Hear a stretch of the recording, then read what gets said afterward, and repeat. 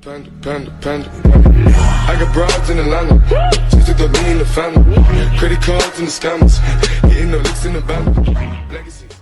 The fuck is up? You already know what the fuck time it is. It's another episode of the Goddamn Nasty Sports Update. Today we are sponsored yet unsponsored by Fila Pradas.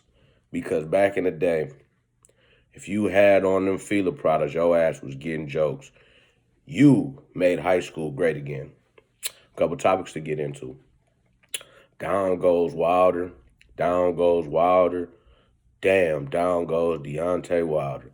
Tyson Fury put on an epic show, a valiant effort. Shots to the ribs, shots to the face. Son Deontay Wilder lip looked like it was hanging off. Y'all seen the memes, y'all seen the pictures. Tyson Fury came out there and showed the sweet science of boxing and proved he is the champ of the world.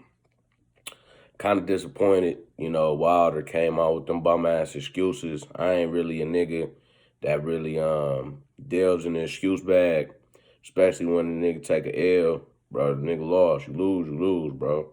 I don't know.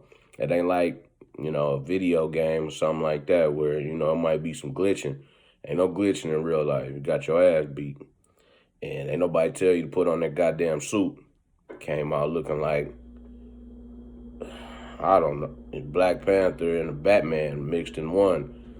I mean, nobody told you to do that, bro. Nobody told you to do that.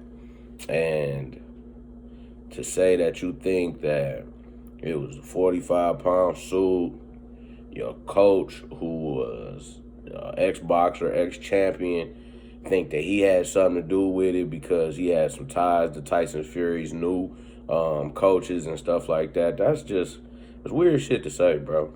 You done knocked out 40 niggas, KOs. You can't lose one time and then just bring out the excuse bag. That ain't what it is. You hop up, hey man, nigga beat my ass.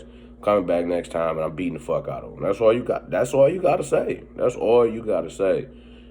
Come out the next time and cut off shirt like Mike Tyson or something and get to work in his ass. And what you need to do is go back to the drawing board and figure out how to get better at boxing. That's all you need to do. You don't need to say nothing. Don't need to say nothing. Deontay, hey, but, it is what it is. Bum-ass Joshua's still out there somewhere, ducking everybody. He just need his ass beat regardless by somebody. Somebody in the street need to pull down on Joshua. But that nigga is huge, so it won't be me. Moving on. Don't really want to talk about the Kobe Bryant funeral, but what I will say is it was some moments, of course, everybody's seen them, some viral moments that were funny that, brought some of the heaviness off of the situation. But it was a beautiful ceremony in form-fitting fashion, sent the Bryants home well. Moving on to the XFL, PJ Walker is coming for somebody's job in the NFL. Niggas better be weary. They out here talking about Joe Burrows, small hands. They out here talking about Tua Tagovailoa's bum ankles, bum knees, bum hips. They need to be talking about PJ Walker. Son is ready for the league. He was like third string on for the Colts last year or 2 years ago, at least for 2 seasons. I heard Pat McAfee was talking about, and he just couldn't get over the hump as far as beating Andrew Luck or Jacoby Brissett out. So, didn't get picked up by another team, but he's showing that if fucking, some of these guys that are number two. He definitely could be. He definitely could be number two. I think he's better than Mariota. I think he has the possibility to be better than Jameis.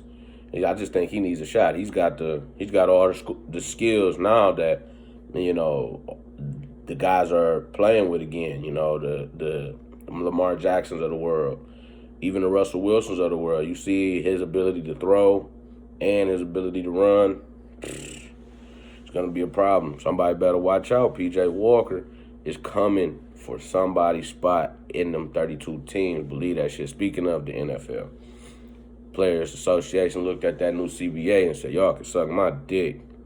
It's cool you niggas want to get rid of the weed and shit, but 17 games? Nah, son. Nah. Y'all niggas ain't talking about, you ain't talking about life insurance, lifetime life insurance, lifetime medical. Nah, take that shit back, bro. Take that shit back. Hilarious.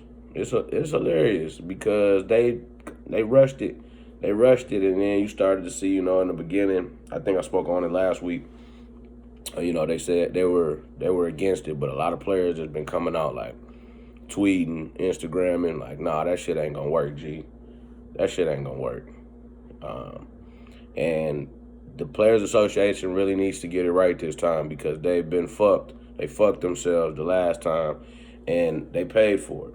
They paid for it.